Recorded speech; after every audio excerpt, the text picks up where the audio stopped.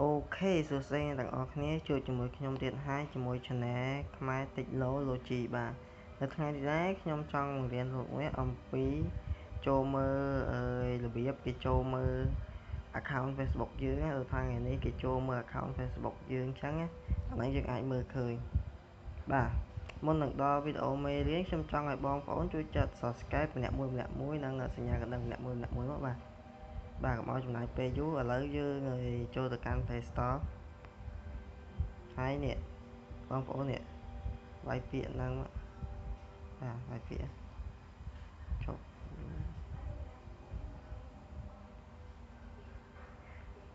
ហ្នឹងហើយវាយពាក្យហ្នឹង search បាទនេះអាមួយហ្នឹងចាញ់យើងចូលភពហ្នឹងចូលហើយនេះដោយសារតែខ្ញុំបានដំឡើងរួចហើយអញ្ចឹងខ្ញុំមិនបាច់install ឡើងទៀតទេអញ្ចឹងយើងចុច open ចុច open អស់គ្នាហ្មងបាទហើយរួចវាឲ្យយើង login account Facebook យើងចូលទៅកម្មវិធីមួយហ្នឹងបាទអញ្ចឹងចុច login ចុច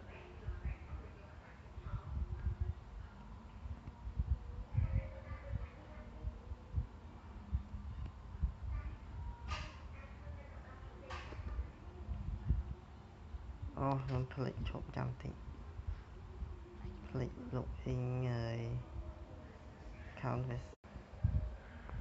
នេះ account Facebook របស់មិត្តខ្ញុំនេះកុំឲ្យវា link ចូលរបស់គេឲ្យចូលរបស់ខ្លួនឯងវាស្រួលបាទនេះ account Facebook របស់ខ្ញុំឥឡូវចូលមើលអស់នេះ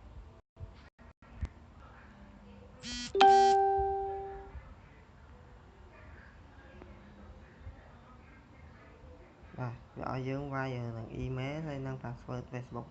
បាទឥឡូវបែកអស់គ្នា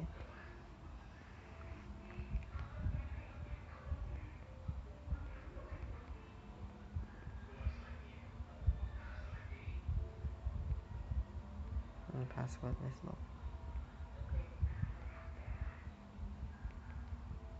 បាទហើយយើង login ចូល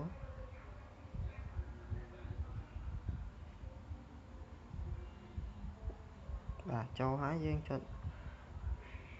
confirm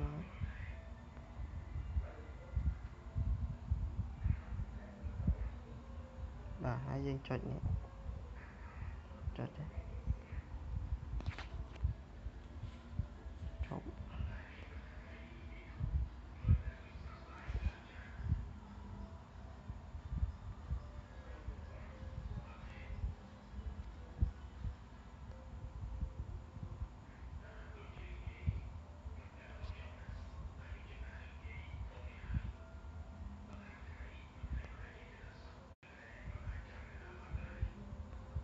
សារដើមវិញ login វាអត់តន់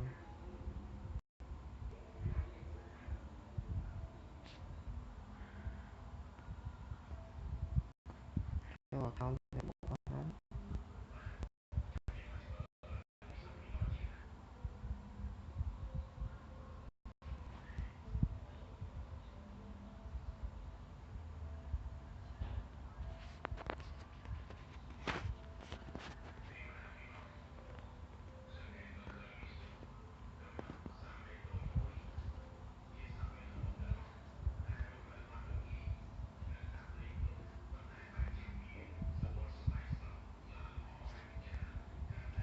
បាទវាចេញអញ្ចឹងមានន័យថាថ្ងៃនេះគេអត់មានគេចូលមើល